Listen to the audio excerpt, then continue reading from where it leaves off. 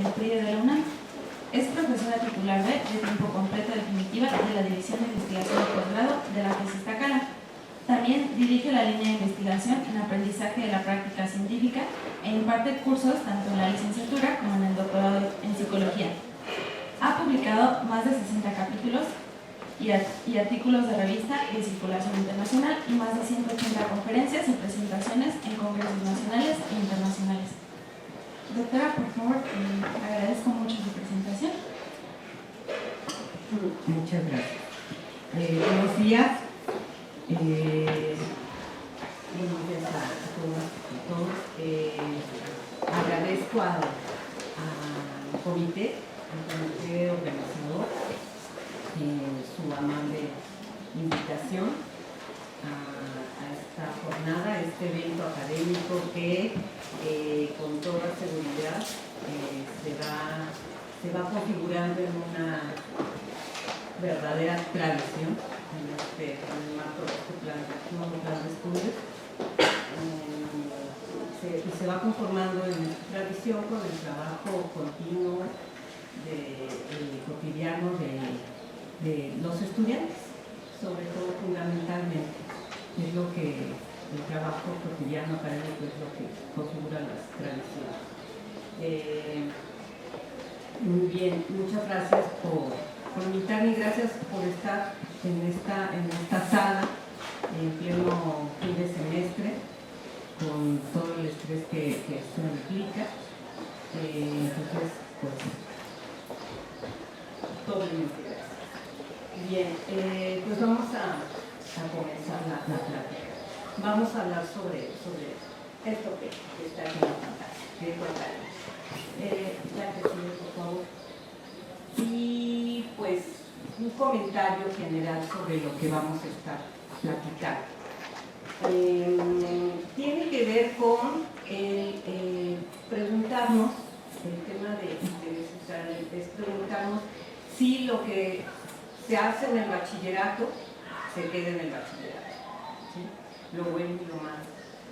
Se queda ahí y cuando llegan a la licenciatura, pues ya, es algo así como borrón y cuenta nueva. Ya a partir de que estoy en la licenciatura en la FES Iztacala de la UNAM, ya voy a ser una mejor persona, ahora sí voy a ser un buen estudiante, ya voy a acreditar todas las materias, entrar a todas las clases, hacer todo lo que debe hacer un buen estudiante.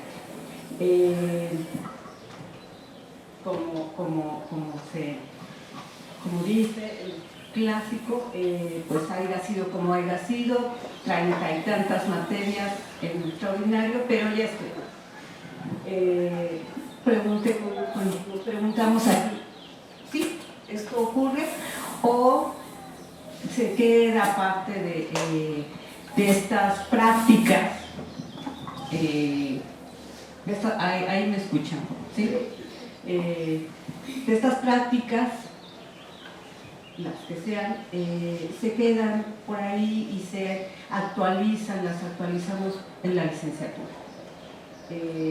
Sobre esto es en general y se centra pues en el desempeño en bachillerato, en el CCH, en los planteles del CCH, del Colegio de Ciencias y Humanidades de la UNAM, y estudiantes de la FES Iztacala, y en particular de psicología. Y para hablar de esto, pues primero vamos a presentar algunos datos, algunos conceptos que fundamentan esta pregunta, este interés, ¿sí? Después vamos a ver algunos datos que tenemos sobre esto. La que sigue, por favor. Bueno, y en este contexto, como parte de este contexto, tenemos que, bueno, pues en relación con el bachillerato, lo que nos dice la OCDE es que quienes estudian el bachillerato y lo concluyen, aumenta significativamente la posibilidad de que accedan a mejores empleos, a empleos mejor remunerados, ¿sí? Y a la movilidad social. O sea, tienen la posibilidad, tienen más posibilidades de tener un mejor estatus socioeconómico, ¿sí? que el de origen, digamos, ¿sí? Otro dato acerca del bachillerato es que el bachillerato general, y ahorita lo dejaremos así, tiene como objetivo que los alumnos desarrollen competencias académicas fundamentalmente, que les permitan transitar con éxito hacia etapas posteriores, etapas académicas posteriores, ¿sí? Aquellos que continúan estudiando, hay quienes pues se quedan con el bachillerato. Y también otro dato importante y alarmante es que la reprobación de asignaturas y el no asistir a clases son aspectos que se ha visto están muy relacionados, están altamente relacionados con el abandono escolar. Cuando se hacen encuestas como la que se cita aquí, se ve que cuando se les preguntan las razones por las que se abandona la escuela, se abandona sobre todo la educación media superior, que es donde el nivel en el que hay mayor deserción, las razones más frecuentes, las respuestas más frecuentes tienen que ver con el haber reprobado asignaturas y el no asistir a clases. O sea, no asisten a clases, reprueban y entonces ya lo ven irremediable y abandonan. Más que otras razones como las económicas, problemas familiares. Estas son las que más sobresalen. La que sigue, por favor.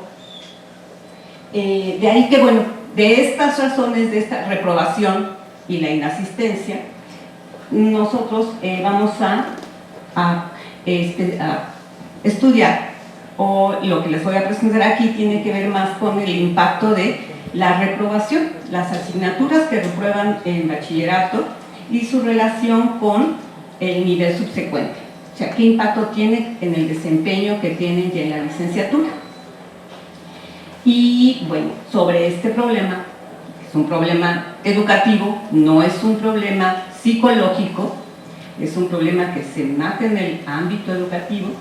Como todos los problemas educativos, en los problemas educativos concurren diferentes factores de distinta índole, no solo problemas o factores psicológicos. Hay factores de todo tipo, políticos, económicos, psicológicos, pedagógicos, biológicos. Son factores de diferente tipo los que configuran los problemas educativos. De tal manera que en principio no es el problema psicológico, ni lo puede agotar la psicología. Son problemas, como todos los problemas sociales en general, que se analizan, se examinan y se proponen soluciones desde un nivel multidisciplinario. Y esto es lo que permite pues, que se pueda dar una mayor cobertura. Pero multidisciplinario no quiere decir ecléctico. No quiere decir que ustedes como psicólogos tengan que saber de todo y entrarle a todo y dar una propuesta desde donde sea y decir, pues es que todo influye. O sea, decir es que todo influye es, pues no decir nada, nos quedamos igual, sin tener una respuesta. Y como psicólogos no nos corresponde agotar el problema educativo. Lo que nos corresponde es tener una propuesta desde nuestra perspectiva psicológica y nuestra perspectiva conceptual en particular.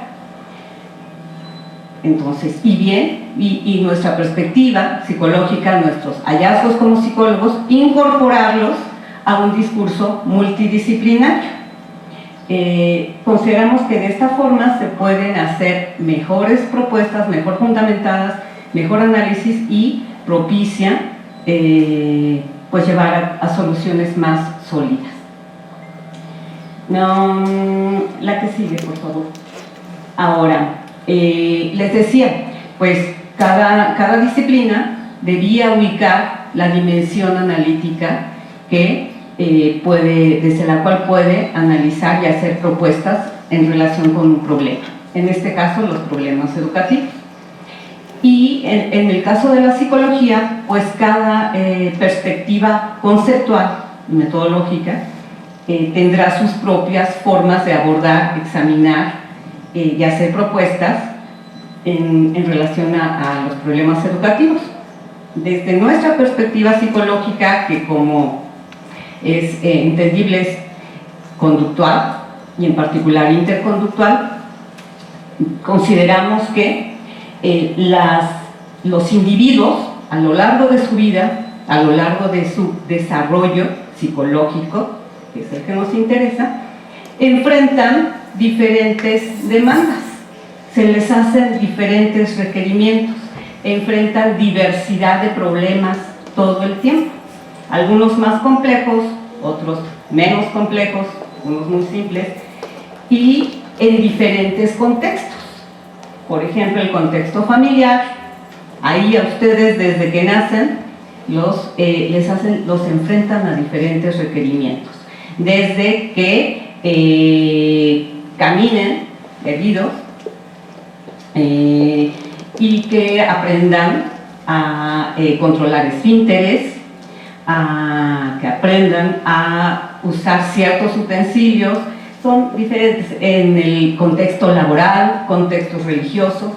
Uno de esos contextos, así grosso modo, son los contextos educativos, porque se diversifican mucho ya al interior. Si hablamos de los contextos educativos, pues son muy diversificados, no es uno solo, no es una sola cosa, ¿sí? Pero en general decimos pues el contexto educativo. Entonces todos los individuos, bueno, se enfrentan a problemas de diferente nivel de complejidad todo el tiempo, en diferentes contextos.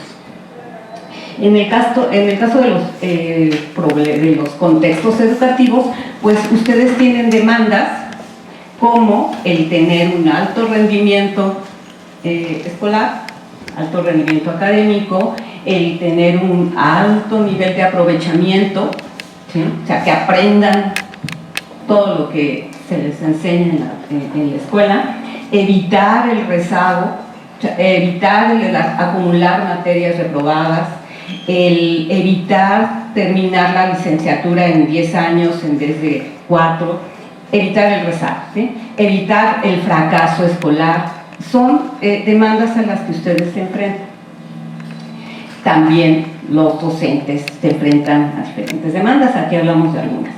Ahora, ustedes como psicólogos, el ejercicio profesional del psicólogo, ¿en qué consiste? Más allá de ayudar al muchacho que ya está en situación de fracaso, pues consiste fundamentalmente en auspiciar, promover, coadyuvar a que los individuos, alumnos, docentes, participen en interacciones que concreten el cumplimiento de estas demandas, que auspicien las condiciones para que haya alto rendimiento, aprovechamiento, evitar el rezago, evitar el fracaso. No lo van a, como psicólogos, no lo vamos a, no tenemos ninguna solución mágica que acabe con estas problemáticas, pero sí, ¿en qué consiste? En promover, auspiciar las condiciones para que los alumnos tengan un alto rendimiento, generando herramientas, métodos, haciendo investigación, por ejemplo, ¿sí? Que es en lo que nos concentramos en este evento. La que sigue, por favor. Como psicólogos, en este caso, pues la práctica profesional, la práctica tecnológica del psicólogo, decíamos, consiste en auspiciar condiciones que permitan cumplir las demandas que se les hacen a los individuos en diferentes contextos, como el educativo. ¿Y cómo se auspicia? ¿Cómo pueden ustedes auspiciar que se cumplan estos criterios? Analizando, pues, cuáles son esos problemas, cuál es el requerimiento, formulando soluciones, o sea, haciendo propuestas, ¿sí? Definiendo los procedimientos a seguir para solucionar un problema, interviniendo, o sea, aplicando ya un programa que ustedes hayan diseñado, que hayan diseñado otros, aplicándolo, evaluando cómo funciona ese programa, cómo ha ido cambiando el comportamiento de los individuos, haciendo investigación, que es en lo que nos centramos en este caso, y después, a partir de lo que se encuentran en esas investigaciones, de lo que ustedes proponen como psicólogos, pues promoviendo que otros profesionales puedan realizar procedimientos sin que ustedes estén presentes, o que otras usuarios, personas interesadas en el problema, puedan aplicar los procedimientos que ustedes diseñaron.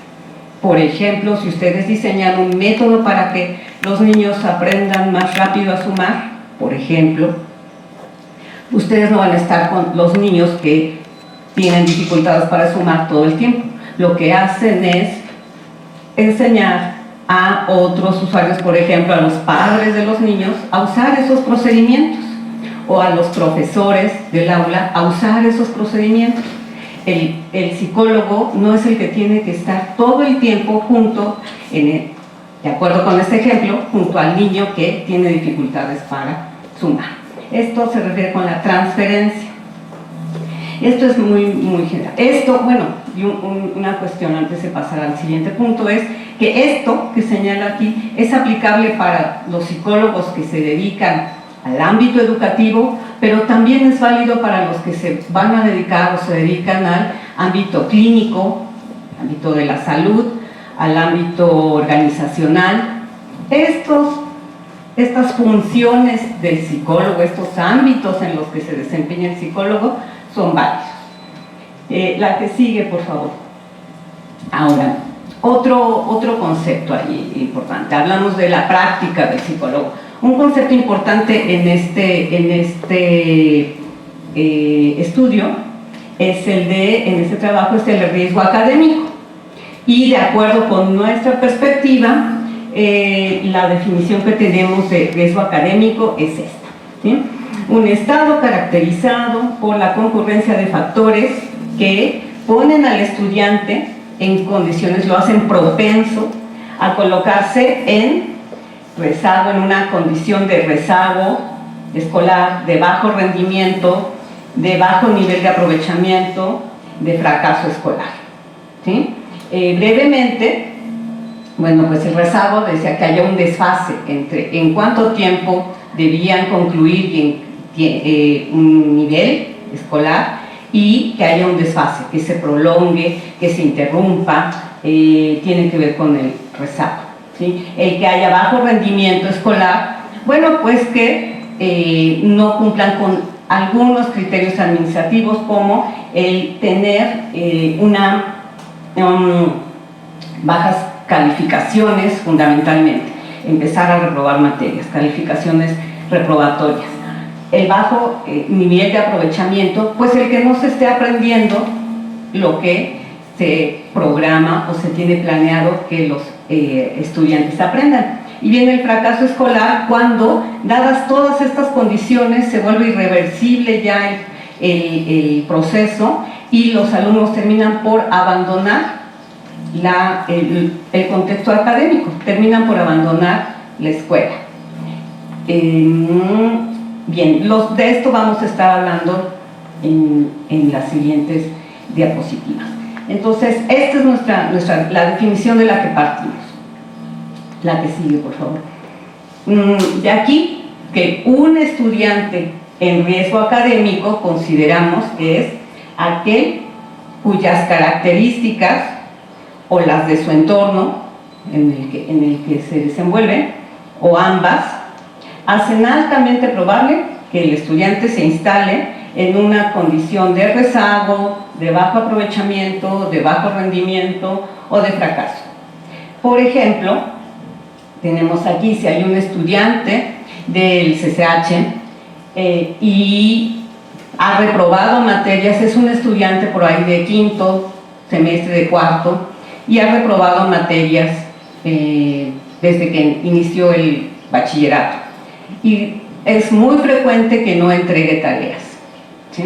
Entonces, cuando inicia el cuarto semestre, por ejemplo, cuando está empezando el cuarto semestre, aunque en ese momento todavía no haya reprobado materias de cuarto semestre, ya es un alumno en riesgo.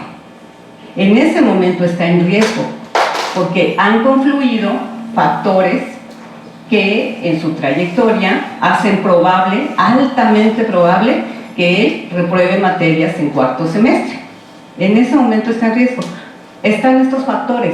Ha reprobado en otros semestres y no entrega tareas.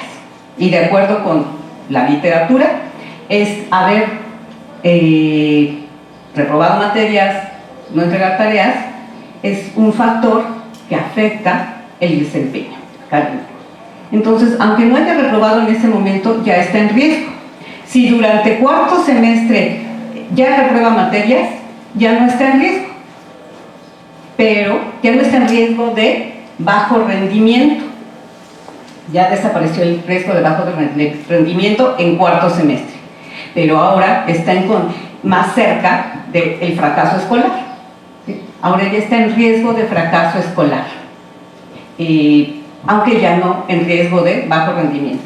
Y habría que ver cómo está, seguramente hay un riesgo de bajo aprovechamiento, es decir, es muy probable que no esté aprendiendo lo que está programado que aprenda, todo lo que debería aprender de acuerdo con el programa. Un ejemplito nomás. Bien, la que sigue, por favor. Ahora, en cuanto a los factores de riesgo, ¿cuáles son estos factores? ¿A qué nos referimos? En general, decimos que son variables, tanto biológicas, psicológicas, sociales, que se pueden subdividir en todas las categorías que ustedes quieran, como factores de salud, familiares, culturales, académicos. Hay una gran variedad de clasificaciones de factores de riesgo. Y aquí algunos ejemplos. Por ejemplo, si ustedes tienen alguna enfermedad crónica, degenerativa, cuando están en el bachillerato, ese sería un factor de riesgo biológico del estudiante. No quiere decir que está condenado a reprobar todas las materias, a no salir del bachillerato, pero es un factor que está ahí presente y que lo hace más propenso que otros a tener ahí bajo rendimiento, bajo aprovechamiento, fracaso, etc. Algunos ejemplos aquí de factores de riesgo académico.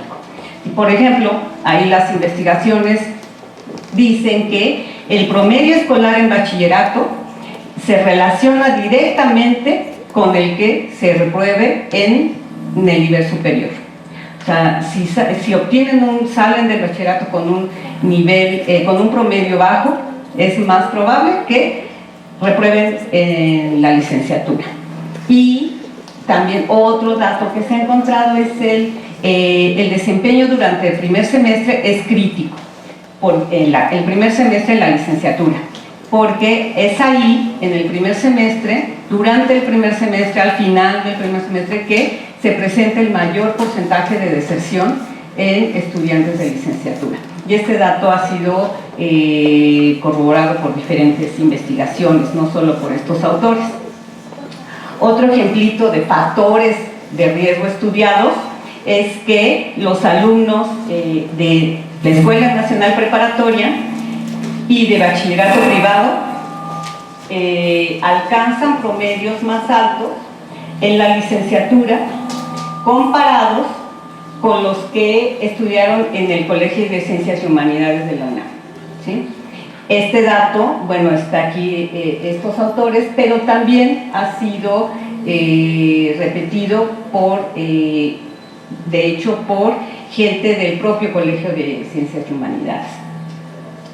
Bien, otro ejemplo, trabajar mientras hacen la licenciatura es otro factor de riesgo que se ha encontrado. Trabajar durante la licenciatura, los problemas familiares, el estrés, así, de general y ambiguo, y las dificultades para acreditar asignaturas aumentan la probabilidad de interrumpir la trayectoria escolar. Es decir, de que se den de baja temporal, definitiva, de que haya un corte ahí a media carrera, a medio ciclo. ¿Sí? Esto, bueno, son algunos ejemplos en la literatura de la incidencia de factores de riesgo asociados al desempeño, de factores de riesgo que se presentan en la transición bachillerato, licenciatura. La que sigue, por favor. Bien.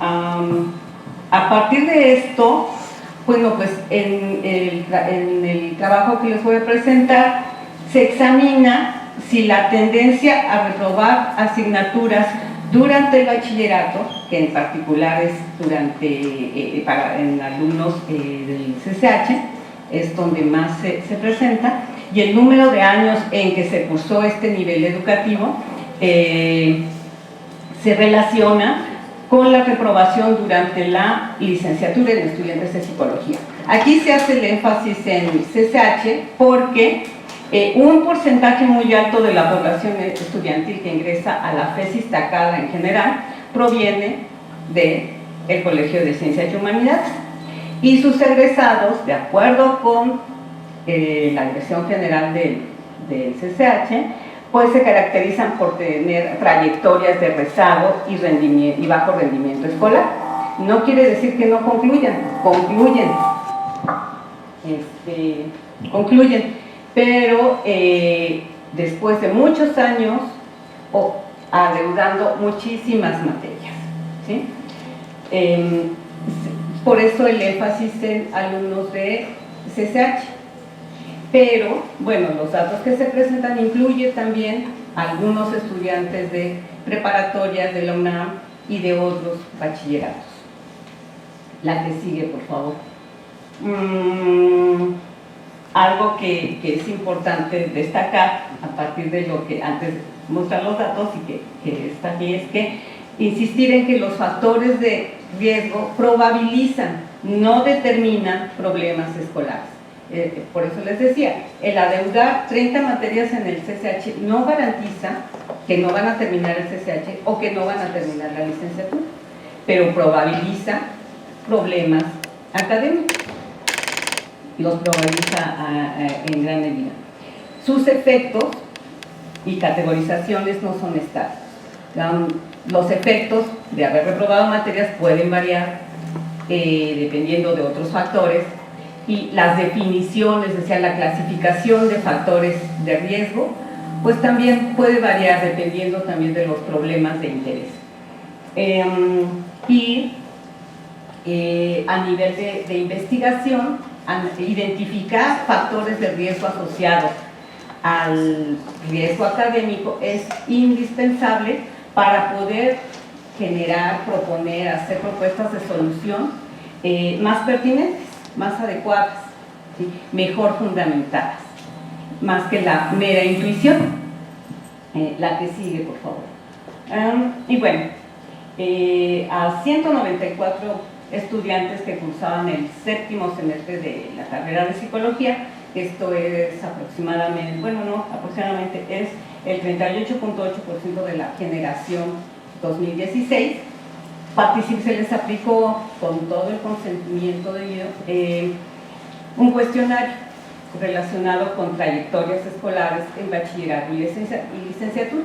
O sea, preguntas acerca de la escuela de procedencia, promedio, materias reprobadas durante bachillerato y durante licenciatura. Y pues esta generación creo que es la última que estuvo cursando el plan de estudios de 1976. Tenemos algunos datos de estudiantes ya que están cursando en el nuevo plan, pero bueno, los que aquí se presentan se concentran en los 7º de esta generación. Adelante, por favor. Y bueno, lo que tenemos aquí, que confirma otros datos, es que el porcentaje de alumnos que provienen del CCH es siempre mucho más alto que el que proviene de la preparatoria, de la UNAM y el de otros bachilleratos. Ahí la franja más oscura el trozo ahí, el segmento más oscuro, es el que corresponde a otros bachilleratos.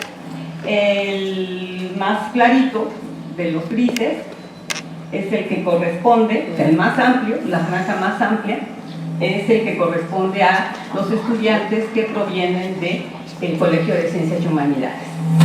Y el que queda es pues el que proviene de... Si le apago ahí, ¿me escuchan? ¿Sí? No me escuchan. El que queda pues es el que proviene de la Escuela Nacional Preparatoria. En esto pues se confirma lo que ya se ha visto en otras elecciones. Ahora, en relación con el tiempo en el que cursaron los participantes del bachillerato, ¿sí? Un altísimo porcentaje, el 72%, lo cursó en 3 años. ¿Sí? El 22% lo cursó en 4 años y el 6% en más de 4 años. Hasta aquí entonces todo muy bien. En general cumplieron en forma la mayoría. La que sigue, por favor. Ahora, aquí tenemos porcentajes de aprobación y reprobación tanto en bachillerato como en licenciatura. En la franja de la izquierda, en la barra de la izquierda, tenemos en la parte más oscura el porcentaje de materias reprobadas, de asignaturas reprobadas en bachillerato, y en la parte más clara de esa barra, el porcentaje de asignaturas aprobadas durante el bachillerato, ¿sí? O sea que nunca fueron reprobadas. En algún momento tuvieron que aprobar todas, si no, no estarían aquí. Entonces, pero en principio, ¿cuáles aprobaron? Y vemos que la proporción es mucho más, el porcentaje es mucho más alto de reprobadas que de aprobadas.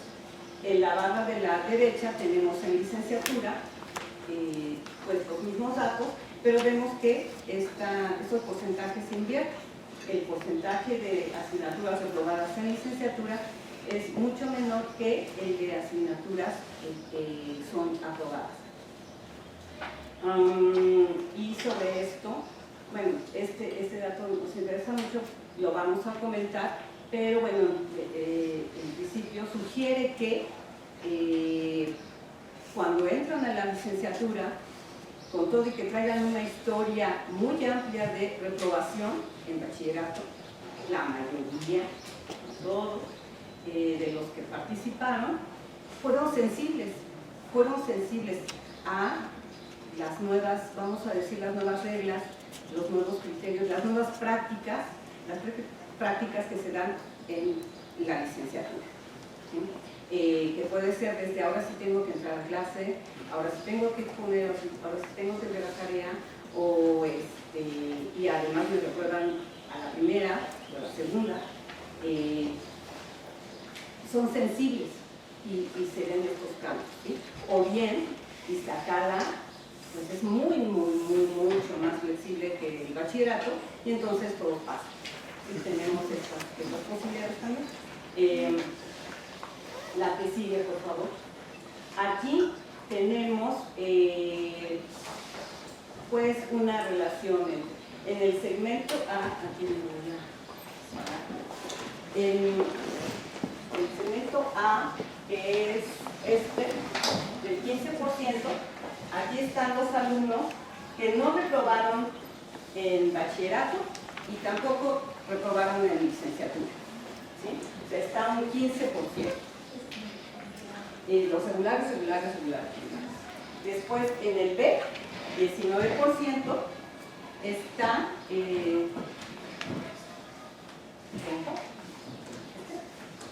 Bueno, gracias. Aquí en el B, que es tenemos a los alumnos que sí reprobaron el bachillerato, pero no reprobaron en licenciatura. O sea, aquellos que pues sí reprobaron y quién sabe cuántos reprobaron, pero bueno, ahí tenemos el dato, aquí no está. Pero no reprobaron, hasta séptimo semestre no habían reprobado en licenciatura, que es, bueno, no es el más amplio. alumnos que no reprobaron el bachillerato y sí reprobaron el licenciatura, son estos. O sea, es un porcentaje, menor. ¿Sí? Tiene usted pues muy bien en licenciatura, pero aquí reprobaron alguna más. Y en este segmento, aquellos que reprobaron el bachillerato y reproban en licenciatura. Sabemos que es el porcentaje más alto, más de la mitad de los participantes. Reprueban el bachillerato y reprueban la licenciatura. Y si a esto le sumamos los que también reprobaron en la licenciatura,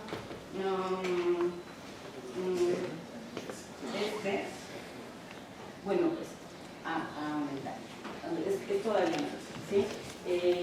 Ahora también, aquí no está el dato, pero lo que encontramos es que el número de materias que se reprueban en licenciatura es mucho menor, es mínimo, comparado con el número de materias que se reprueban en el bachillerato.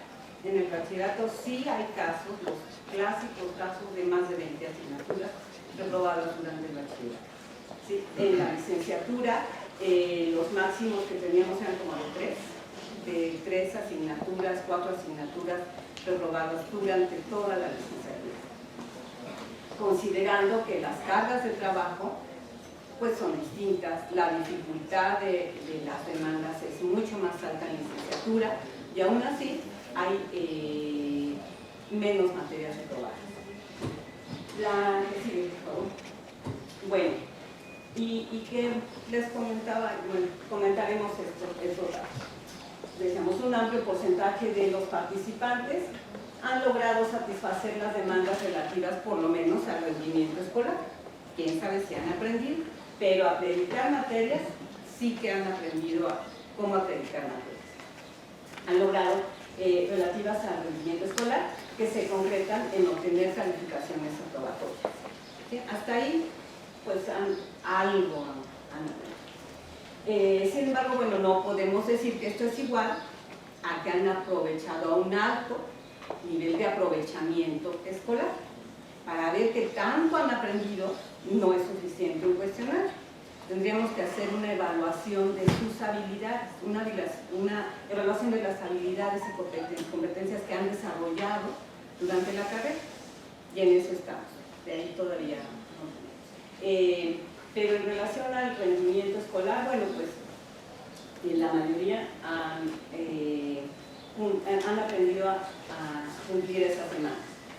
Por otro lado, el desempeño de los alumnos vemos que no depende exclusivamente de sus características, o sea, no son tontos en sí mismos, no son flojos ellos solitos o no hacen las cosas cuando quieren y ya.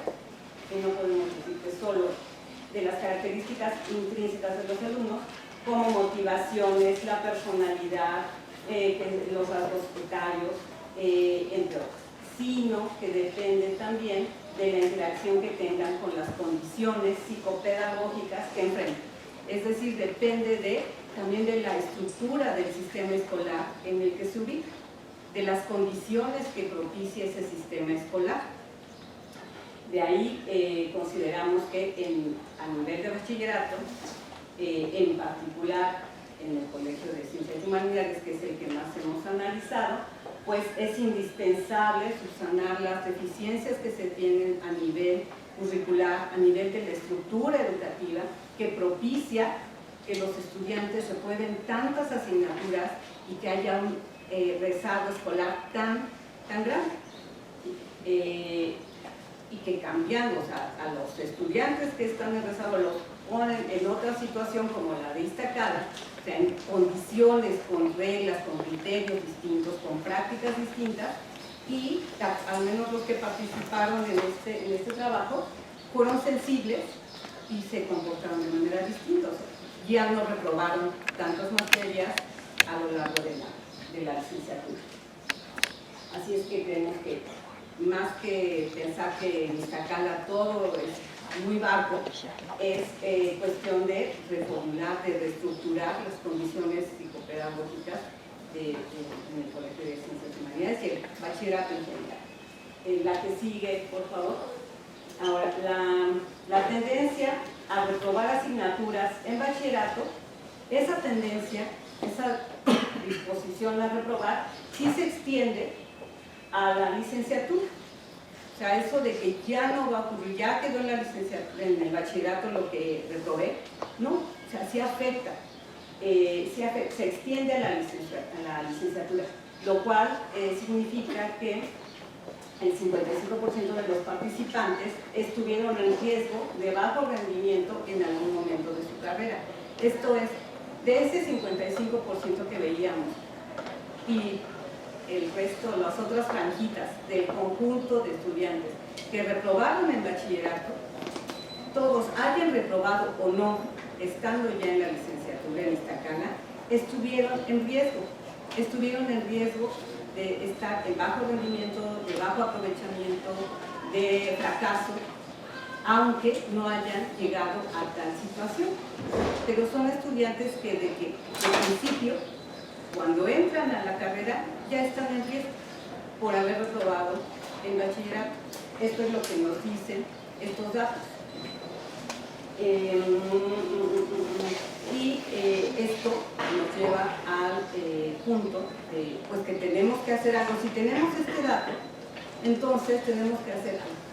Ahí ya es elaborar programas, estrategias que permitan identificar a estos estudiantes cuando llegan a la carrera, muchos de ustedes, y de principio sí han reprobado materias, pues tener ahí elementos que nos permitan evitar, si tienen ese riesgo, bueno, evitar que se actualice en forma de fracaso, de bajo rendimiento, de bajo aprovechamiento. No esperar a ir a buscar allí al psicólogo, al profe que les ayude a resolver sus problemas, ya que esté el problema, ya que estén reprobando materias, ya que estén por darse de baja. No, si tienen ya ese dato, pues acudir en ese momento. Eso es lo que les corresponde a ustedes. Y pues, en este caso, como parte de la investigación que nos corresponde generar, proponer estrategias que permitan identificar a estos alumnos y coadyuvar a que no lleguen a esas condiciones. ¿Y qué le corresponde? Pues al otro actor, que son los funcionarios y autoridades de la escuela, pues dar los espacios para que estas estrategias se puedan llevar a cabo en forma de talleres obligatorios, no opcionales, en forma de cursos, puede ser de plataformas, de reestructurarlas, repensarlas, dar los espacios necesarios. Esto en cuanto a los datos, ¿sí? Ahora, como decíamos, retomando lo que decíamos inicialmente, las problemáticas sociales no están delimitadas, no las define el psicólogo. Su solución y su análisis es de carácter multidisciplinario. Entonces, no lo vamos a votar haciendo esto, pero esta es nuestra aportación como psicólogos. Por otro lado, la tarea del psicólogo es identificar la dimensión psicológica que le corresponde analizar ante tales problemáticas, en problemáticas como esta o las que ¿sí? Muchos de los trabajos relacionados con esta temática carecen de un sustento teórico, carecen de una conceptualización de riesgo académico, de factores de riesgo, de qué es lo que tiene que hacer el psicólogo en esta situación. Simplemente es, pues hay que ayudar, hay que procurar considerar al estudiante, pero no hay un sustento teórico que lo abarque, ¿sí? Y los datos que presentamos allí se enmarcan en una concepción interconductual, una concepción acerca de qué es cómo debe ser, cuál es la práctica del psicólogo, qué le toca hacer al psicólogo ante problemáticas como esta. Está fundamentado y de aquí pues se deriva también una conceptualización específica de riesgo académico. Y creo que ya. Gracias.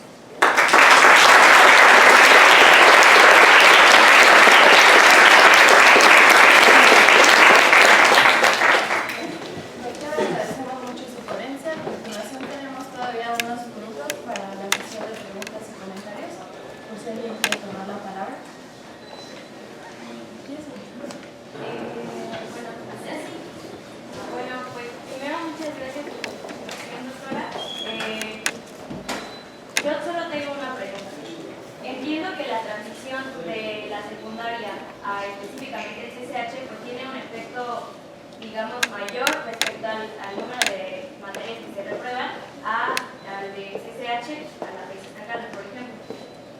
Entonces, si se hiciera algo desde esa transición de secundaria a educación media superior, el efecto de reprobación, de reprobar materias disminuiría en la transición de media superior a educación superior. Lo más probable es que sí.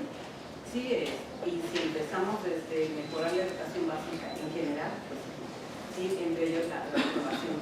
Sí, sí hay algunos datos al respecto. Sí, lo más probable es que sí, si lo analizamos de manera directa, de acuerdo a lo que dice la literatura, lo que hemos visto, insistimos, creemos que hay que atender urgentemente las limitaciones, las deficiencias que hay en educación media superior, en particular en el Colegio de Ciencias y Humanidades, porque algo que también, datos que se tienen también es que al colegio, al CCH, llegan estudiantes, los mejores estudiantes de todo lo que solicitan, junto con los que llegan a la prepa, llegan los que tienen mejores condiciones, mejores condiciones de egreso de la secundaria. Y en un semestre cambian totalmente a ser alumnos que reprueban todas las materias que no asisten y cambian desde primero, y esto se agudiza segundo, tercero, cuarto, y al final del ciclo, por el sexto semestre, quinto, wow, pero ya todo han acreditado, y por eso lo hacen. Creemos que el gasto importante es en la educación media superior.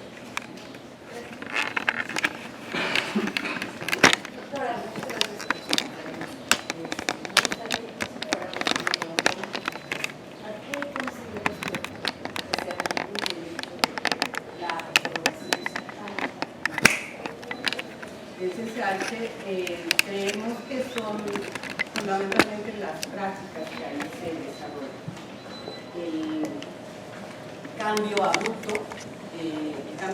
que hay entre la secundaria y el ingreso al bachillerato. En el CCH se asume como una virtud y es el programa, es decir, aquí cuando llegan son autónomos, ustedes toman sus decisiones, ustedes son independientes, de tal manera que pueden inscribirse hacia las asignaturas que quieran, entrar cuando quieran y nadie los va a presionar que están fuera. Cambian totalmente las reglas, abruptamente las reglas que hay en relación al sistema totalmente escolarizado, con más directivo de la secundaria. En cuanto entran, se asume que los alumnos, a partir de que entran a los 15 años, de ser el alumno que está presionado por entrar y permanecer en un salón, desarrolla, por el hecho de ingresar al CCH, desarrolla automáticamente las habilidades de autorregular su comportamiento. Es que hay que entrar, es que es mejor, si tengo la opción de no entrar y divertirme y jugar y cantar y bailar y platicar, a estar en una clase aburrida, donde a lo mejor no llega el maestro, se asume que el alumno va a decir, no, pero debo entrar a la clase, porque tengo la libertad de escoger y debo, pero no se le dan las herramientas para que desarrolle estas habilidades. Vemos que por ahí hay que empezar, pero también no dejar los vicios que ha cargado este virtuosísimo sistema educativo, ese modelo que es esencial. A eso nos referimos con subsanar esas limitaciones.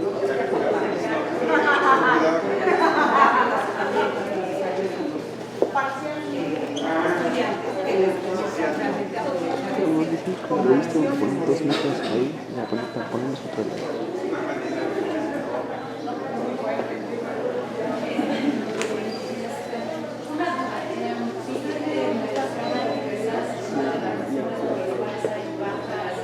Baja incidencia en la reprobación de la licenciatura, es porque adaptan ciertas reglas nuevas.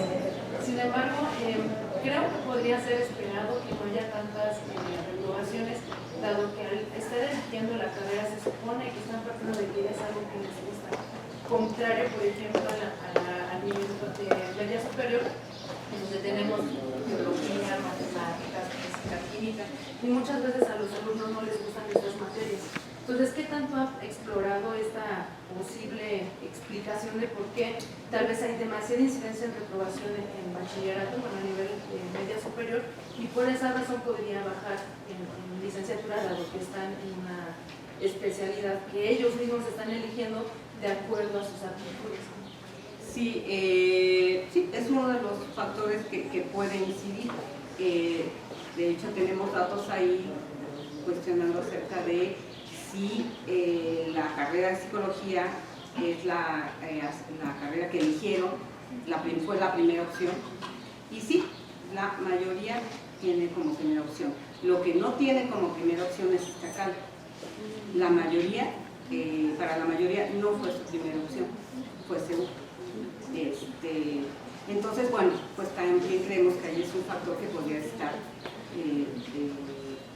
siendo el contrapeso de este argumento que dices, aunque habría que ver si como uno de estos factores que está participando, este es el dato que tenemos hasta ahora.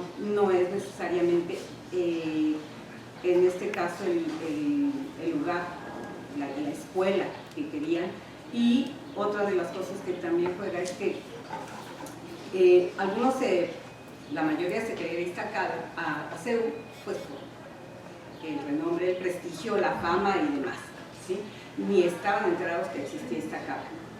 Ahora, la mayoría tampoco tiene idea de qué van a estudiar ni en CEU ni en Iztacala. Así es que lo que les gusta es el nombre, psicología y la sabiduría popular al respecto, ¿sí? Pero el plan de estudios destacado, que había, muchos se enteran que hay un nuevo plan de estudios el día que llegan a inscribirse o el día que llegan a la primera clase.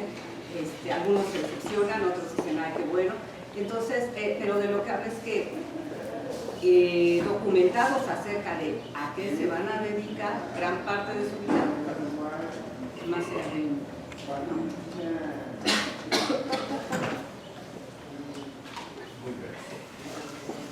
Doctora, hay datos que sugieren que las carreras en las que se hace un examen para ingresar a la carrera, estas que llaman de pase indirecto, sí, la reprobación es menor todavía no. que en aquellas donde pasas por la puerta grande sin ningún tipo de requisitos. En psicología entra el que quiere, incluso personas que no tienen condiciones psicológicas, para después trabajar con otras personas. Entonces, no sé qué opinas. Sí, ahí se hacen exámenes. De hecho, aquí también en algunos casos, algo que ocurre es que pues entran a psicología, tenemos por ahí, no es abrumadoramente, no es escandaloso el dato, pero sí hay muchos estudiantes que ingresan porque es para lo que les alcanzaba el promedio, ¿no? Y si es para lo que les alcanzaba, pues es la escuela a la que los envían, no es su primera opción. Entonces realmente es para lo que les alcanza. Si hay datos, el examen de ingreso se vuelve un requisito y un filtro en el sentido de que se cuentan con las habilidades para desarrollar la carrera. Esto, desde mi punto de vista, no quiere decir entonces hay que sacar de la universidad, correr, casi desterrar a todos aquellos que no pasan ese filtro. No, es que hay que dar una atención diferenciada justamente al nivel de ingreso.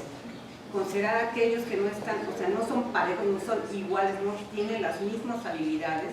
Bueno, pues entonces subsanar, apoyar psicológica, pedagógicamente a aquellos estudiantes que no están en condiciones de ingresar a una licenciatura y desarrollar lo que aquí se demanda, darles un apoyo y a partir de ahí, bueno, pues después ingresar, intentar hacer un nuevo examen, diferenciarlos de principio a fin de poder apoyar a los alumnos de acuerdo a sus requerimientos, no tratarlos de manera estandarizada y decir pues todos entran y ya, es mucho más fácil, ¿no? Tenemos un criterio creo que de 7 para el niño para poder, al margen de y cómo llegaron a ese 7, eso no importa. Y cómo llegan a esta cara tampoco importa, ya lo irán subsanando, porque a fin de cuentas, obviamente estos estudiantes, todos van a egresar, ¿no? Y ustedes van a egresar, y los reportes de cuántos alumnos salen van a ser muy altos, el porcentaje de alumnos que egresa va a seguir siendo muy alto, y bueno, pues ahí se queda el trabajo muchas veces de las autoridades. ¿Cómo es que se puede diferenciar? Pues de principio sabiendo cómo llegan, porque eso permite ver de qué manera se les puede apoyar a cada uno de ustedes de acuerdo a sus propios requerimientos. Esto